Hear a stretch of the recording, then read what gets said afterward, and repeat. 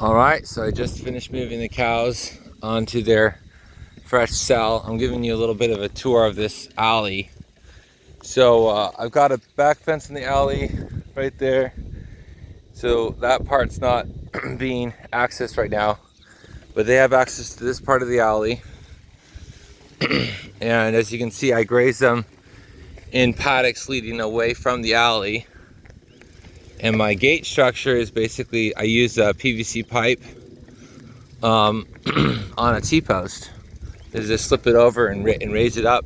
So every T-post on this fence is basically has a built-in gate mechanism, so to speak. I have a mineral feeder there. We're in the process of getting a better mineral program, so over the next couple weeks we'll get that put in place. But I'm giving them C90 minerals right now, and I've got some biochar to feed them to help them with digesting fiber, and also for the microorganisms in the soil. So, and I have this break here. So they had access to this alley, but I separated them off a few days ago from here. So I had to get my bike over the fence. The fence is off right now, but I have a switch that goes to the outlet, so I can turn on and off the Energizer from my phone. So all of this to the right was grazed fairly recently. A lot of this was Johnson grass, so there's a lot more stubble here. I tend not to want to graze the Johnson grass down quite as hard as the other grasses, and I probably gave them access to a little bit more forage than I should have for those days, but I wanted to be careful because Johnson grass has certain chemicals inside of it that can kind of cause problems. Usually if the Johnson grass is stressed out, or if it gets frozen, then it kind of peaks. Forgetting the name, but anyhow, I just was trying to be extra careful. There's a little creek here the cows to cross over to get to these other pastures. But yeah, this is my longest alley. It is 60 feet wide, I think, which seems to be working pretty well. I'm wanting to try to tighten up the alleys over time, but having the wider alleys makes it easier for accessing and turning cows around and whatnot. So, but I'm thinking probably a 30 or 40 foot would be perfect. All right, that was another break I just crossed over. That was the previous break, so they've been closed off from this part for even a little bit longer.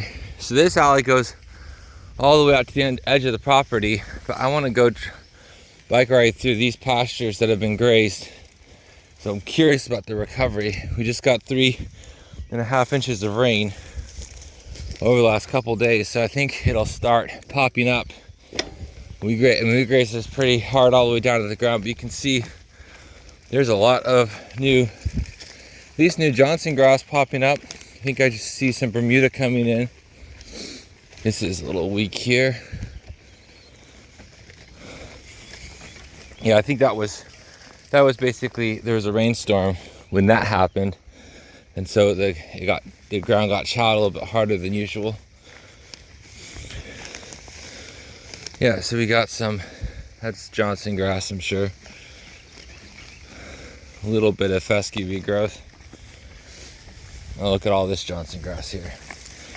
So yeah, I hit the Johnson grass specifically because the recovery period of the Johnson grass and the Bermuda grass is a lot faster than other grasses, and I'm stockpiling like 2/3 of my property. So I want to graze during the growing season as small of an area as I can. And so I think that the Johnson grass and the Bermuda grass will really help me with this growing season, because the faster the plant reaches maturity, the more frequently I can graze it. So we're trying to only graze the grasses once they've been fully, oh, almost crashed into that hole. We're trying to only graze the grasses once they've reached full maturity. And that's supposed to help with the microorganisms, because the